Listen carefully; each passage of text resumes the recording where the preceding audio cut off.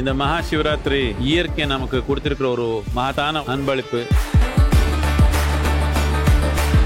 இந்த ஒரு புனித ராத்திரி நீங்க விழிப்புணர்வா இருந்தா இதனால் மகத்தான நன்மை நாம் சம்பாதிச்சுக்க முடியும்.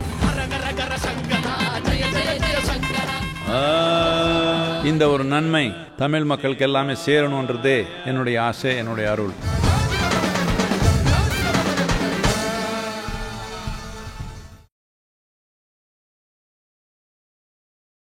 மீண்டும் மொழி போர் தொடங்கும் அப்படின்ட்டு திமுக தரப்புல இருந்து ஒரு போர் பிரகடனம் மாதிரி ஒரு விஷயத்த சொல்லியிருக்கிறாங்க. இந்த மொழி போராட்டம், மொழி போர் எல்லாமே இதன் நோக்கம்தான். ஒன்று. ரெண்டாவது, கெட் அவுட் மோடினா இது ஒரு ஹேஷ்டாக், இதெல்லாம் இது ஒரு ஃபேஷனே தவிர, தங்கள் கோபத்தை கூட்டுவதற்கு தவிர, கருப்பு கொடியை காட்டுறது எந்த அளவுக்கு எஃபெக்டிவோ அந்த அளவுக்கு தான். கருப்பொடி காட்டுவாங்க, தடை மீறினா பிரச்சனைகள் வரும், அரெஸ்ட் ஆவாங்க, சாயந்தரம் விட்டுருவாங்க. கருப்பொடி வென்றதுன்னு சொல்லி முடிச்சுப்பாங்க. அது தவிர அதுக்கு மேலே ஒரு இம்பேக்டும் கிடைக்கும்.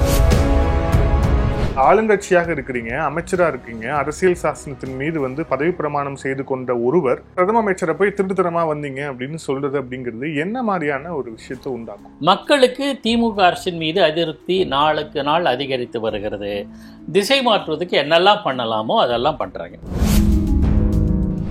தமிழின் மீதான ஆர்வத்தை மாணவர்கள் மத்தியில் தூண்ட இன்றைய அரசியல்வாதிகள் தவறிவிட்டார்கள். மிகப்பெரிய குற்றத்தை இழைத்திருக்கிறார்கள். குற்றவாளிகள் இன்றைய அரசியல்வாதிகள் தான். மொழியின் மீது அக்கறை காட்டாதவர்கள். அரசியல்வாதிகளோட போஸ்டர்லேயே பார்த்தீங்கன்னா தமிழ் தப்பாக தான் இருக்கு. மும்மொழி கொள்கை அப்படிங்கிற பாலிசியை தேசிய கல்விக் கொள்கை 2022 வலியுறுத்துது அப்படிங்கிற போது அதை ஏன் எடுக்கக்கூடாதுன்னு ஒரு தரப்பு, இருமொழி கொள்கை தான் வேணும், நீங்க இந்தியை கொண்டு வரீங்க அப்படின்னு சொல்லிட்டு ஒரு தரப்பு. இதுல உங்களுடைய பார்வை என்ன? இருமொழி கொள்கை சரியா, மும்மொழி கொள்கை சரியா, இது இந்தி திணிப்பா? என்னை பொறுத்தவரையில் மொழி விஷயத்தில் மத்திய அரசோ, மாநில அரசோ, ஒன்றிய அரசோ, எந்த அரசுமே அதிகமாக அக்கறை காட்டக்கூடாது என்பது என்னுடைய எண்ணம். ஆதர் நேயர்களுக்கு அன்பு வணக்கம். இன்றைய சிறப்பு நேர்காணலில் நம்முடன் இணைந்திருக்கிறார் மூத்த பத்திரிகையாளர் பாக்கி அவர்கள். வணக்கம் சார். வணக்கம் வினோத். மீண்டும் மொழி போர் தொடங்கும் அப்படின்ட்டு திமுக தரப்புல இருந்து ஒரு போர் பிரகடனம் மாதிரி ஒரு விஷயத்த சொல்லியிருக்கிறாங்க. இந்த மும்மொழி கொள்கை, அப்புறம் இந்த எஜுகேஷனல் பாலிசி 2020 கொண்டு வரப்பட்டது, அதை பத்தி நிறைய பேசியிருக்கிறோம். அதுல இருந்தும் கேள்வி. ஆனா அது தொடங்குவதற்கு முன்பாக இப்போ கரண்ட் ட்ரெண்டிங்ல ட்விட்டர்ல ஒரு ஹேஷ்டாக் ட்ரெண்ட் ஆயிட்டு இருக்கு. கெட் அவுட் மோடி அப்படிங்கிற ஒரு ஹேஷ்டாக்.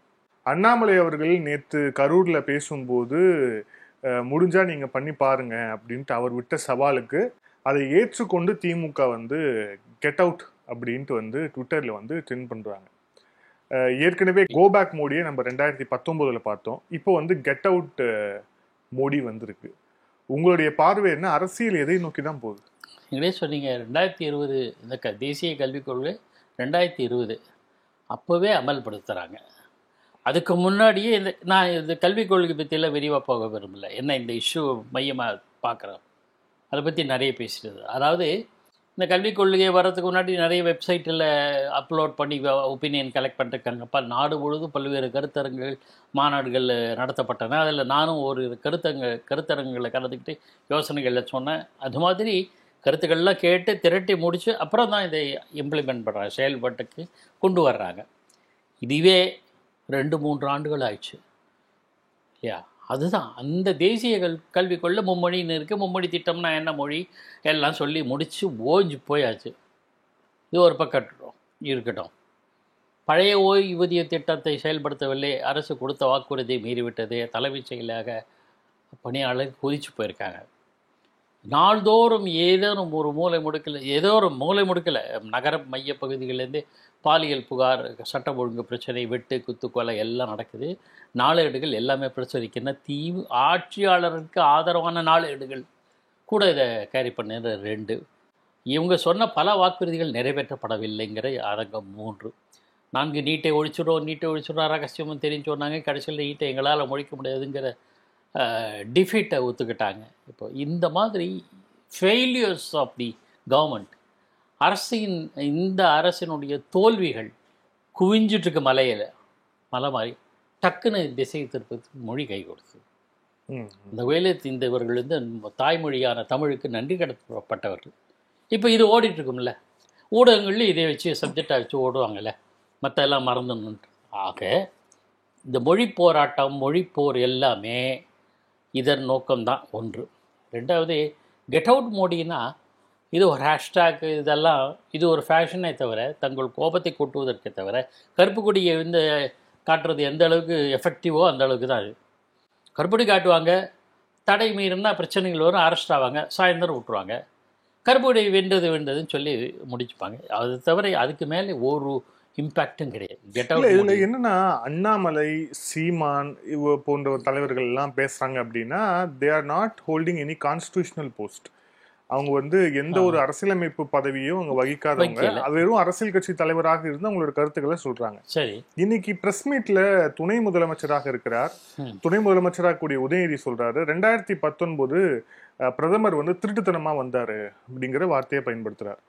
ஸோ வந்து ஒரு ஹோல்டிங் அ கான்ஸ்டிடியூஷனல் போஸ்ட், ஒரு ஆளுங்கட்சியாக இருக்கிறீங்க, அமைச்சரா இருக்கீங்க, அரசியல் சாசனத்தின் மீது வந்து பதவி பிரமாணம் செய்து கொண்ட ஒருவர் பிரதம அமைச்சரை போய் திருட்டுத்தனமா வந்தீங்க அப்படின்னு சொல்றது அப்படிங்கிறது என்ன மாதிரியான ஒரு விஷயத்தை உண்டாக்கும்? ஒரு அரசியல் பார்வைன்னு ஒதுக்கிட்டா கூட துணை முதலமைச்சராக இருக்கிறவர் இப்படி பேசுவது மிக சீரியஸ் விஷயம். அப்படியெல்லாம் பேசக்கூடாது, வரம்பு மீறி பேசுவது. எந்த காலத்திலும் கலைஞர் கருணாநிதி கூட அப்படி பேசினதில்லை. ஒரு முதலமைச்சராக பல ஆண்டுகள் வகித்த பதவி வகித்தவர். இந்த பதவியில் இருக்கும்போது ஒரு எச்சரிக்கையான வார்த்தைகளை பயன்படுத்துவார். ஆனால் அவர் என்ன வேகத்தோடு என்ன கோபத்தோடு வெளிப்படுத்துகிறாரோ அந்த கோபம் மக்களுக்கு போய் சேருகிற வரையிலான வார்த்தைகள், மிருதுவான வார்த்தைகள் பயன்படுத்துவார். எனக்கு டக்குன்னு நல்ல சில விஷயங்கள் அப்படி செய்திருக்கார். ஆனால் இப்போதைய துணை முதலமைச்சர் ஏன் அப்படி பேசுகிறார்? இவர் அமைச்சராக இருக்கும்போது சனாதனத்தை ஒழிச்சணும், கொசுவை ஒழிக்கிறத, டெங்கு ஒழிக்கிற மாதிரி ஒழிக்கணும் அப்படின்லாம் பேசினார். ஆக அரசியல் அனுபவம் இல்லை. ரெண்டாவது என்ன காரணம்னு தெரியல, இப்படி பேசுவார். ஹிந்தி தெரியாது போடா வராரு, கேலோ இந்தியா தான் நடத்துவார். அது கேலோ இந்தியாவுக்கு என்ன அர்த்தம்னு இன்றைக்கி இதுவரையில் தெரியல. அது ஒரு பக்கம் இருக்கட்டும். ஆனால் இப்படி அவர் பேசியிருந்தால் அது கண்டிக்கத்தக்கது, அது மிக தவறானது. அப்படின்னா கேஸ் போடுங்க. துணை முதல்வர் தானே, சாதாரண மனிதனா யார் வேண்டுமானாலும் கேஸ் போடலாம். முதலமைச்சர் ஏன்? அதனால தானே இந்திரா காந்தி மாதிரி பதவி 75 பதவி நீக்கப்பட்டார் இல்லையா? அதாவது தகுதி இழக்கப்பட்டார். அந்த மாதிரி நீங்கள் இது உண்மை, கிரவுண்டில் எனக்கு ரியல் உண்மைகள் தெரியும் அப்படின்னா வழக்கு தோடுங்க. அதை விட்டு மேடையில் வாய்ப்பேச்சு வீரர் மாதிரி பேசக்கூடாது. ஒன்று, அதுவும் துணை முதலமைச்சராக இதை எப்படி முதலமைச்சர் சகித்து கொண்டிருக்க? ஏன்னா முதலமைச்சர் ஸ்டாலின் அவர்கள் கூட என்னுடைய அறிவு கட்டியவரை வரம்பு மாரி பேசியது கிடையாது. ஏதோ ஒரு அங்கொன்று இங்கொன்று அரசியலுக்காக பேசுகிறது. எனக்கு தெரிஞ்ச முதலமைச்சர் பதவி வகித்த பிறகு பேசுவார். சில திராவிட மாடல் அரசை பற்றி பேசியிருக்காரு, இதுதான்டா திராவிட மாடல் அரசியல்லாம் பேசியிருக்காரு. அதெல்லாம் இதுவாக தனிப்பட்ட முறையில் இப்படிலாம் அவர் பேசியதாக எனக்கு நினைவில்லை. ஆனால் துணை முதல்வர் ஏன் இப்படி பேசுகிறாருன்னு வியப்பாகவும் அதிர்ச்சியாகவும் இருக்குது. அது தவிர்க்க வேண்டும், திரும்ப பெற வேண்டும், அல்லது இதுக்கான சரியான விளக்கத்தை கொடுக்கணும். இப்போ இது என்னன்னா, 2019 பாஜக எதிர்ப்பு, மோடி எதிர்ப்பு, ஹிந்தி எதிர்ப்பு, சமஸ்கிருத எதிர்ப்பு, இந்த மாதிரி விஷயத்தை வச்சுதான் 2019 ஒரு நரேட்டிவை திமுக செட் பண்ணி அதை கொண்டு போறாங்க. ஒரு தேர்தலுக்கும் அது ஹைலைட். அந்த பண மதிப்பிழப்பு, ஜிஎஸ்டி எதிர்ப்பு எல்லாத்தையுமே தான். ஸோ ஆனா இப்போ 2019, 2021, 2024 இந்த 3 எலெக்ஷனும் கிட்டத்தட்ட இதே நரேட்டிவோட அவங்க கொண்டு போய் அவங்க வெற்றியும் பெற்றுட்டாங்க. ஸோ இப்போ எடுத்திருக்கிறது, இப்போ நீங்களே சொல்ற மாதிரி ஒரு திசை திருப்பத்தான் அப்படின்னா 2026க்கு பாஜகக்கு எதிராக ஒரு பெரிய ஒரு நரேட்டிவை செட் பண்ணி மீண்டும் ஜெயிக்கலாம் அப்படிங்கிற அந்த ஒரு விஷயத்துல தான் திமுக இதை முன்னெடுக்குதா? அதுதான் பாஜகவை நாளுக்கு நாள் அது வளர்ந்துருச்சுன்னா தமிழ்நாட்டில் பொறுத்தவரை அது ஒரு சக்தியாக வளர்ந்து வருது. அது மாற்று கருத்து கிடையாது. நமக்கு வேறு ஒரு நோக்கம் கிடையாது. அவங்க செய்கிற சில அரசியல் செயல்பாடுகள் எனக்கும் முழுமையாக உடன்பாடு இல்லை, கண்டிக்கிறேன், கடுமையாக கண்டிக்கிறேன். ஆனால் வளர்ந்து வர்றாங்க, இனவிட்டபிள் அப்படின்ற ஒரு சூழல் இதுவரை அதனால் ஒரு அச்சம் அவர்களுக்கு வந்திருக்குமோ தெரியாது. ஆனால் மக்களுக்கு திமுக அரசின் மீது அதிருப்தி நாளுக்கு நாள் அதிகரித்து வருகிறது. திசை மாற்றுவதற்கு என்னெல்லாம் பண்ணலாமோ அதெல்லாம் பண்ணுறாங்க. இப்போ மோடியை பற்றி இப்படி கெட் அவுட் மோடி அப்படின்னு சொன்னால் அது அந்த ஃப்ரேஸே பொருத்தமற்றதுன்னு நான் ஒன்று சொல்கிறேன். அது வேறு விஷயம். கோ பேக் மோடினா கூட அவர் வர்றாரு, நீ வராத போ அப்படின்னு சொல்கிற மாதிரி அதுக்கு ஒரு அர்த்தம் இருக்குது.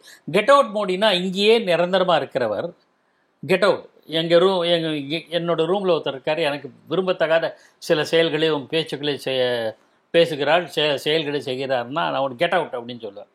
இங்க தமிழகத்திலே மோடி இருக்கிறார், அந்த ஃப்ரேஸோட சப்ஜெக்ட்லயே அர்த்தமே இல்லையே, அவர் பொருத்தமேற்றத கெட் அவுட் மோடின்னா அவர் இப்ப சரி, அவர் அப்படி சொல்வதற்கு இந்தியாவை விட்டு மோடி போக வேண்டும் என்று சொன்னா கூட சரி, அது அப்ப நீங்க தேசிய தலைவரா? தேசிய அளவிலான ஒரு தலைவராக இருந்தால் பாரத பிரதமரே நீ வெளியே போ என்று சொல்வதற்கு ஒரு ஹோல்டு இருக்கு. மற்ற மெரிட்ஸ் அண்ட் டிமெரிட்ஸ் விட்டுருவோம், அதை பற்றி இல்லை.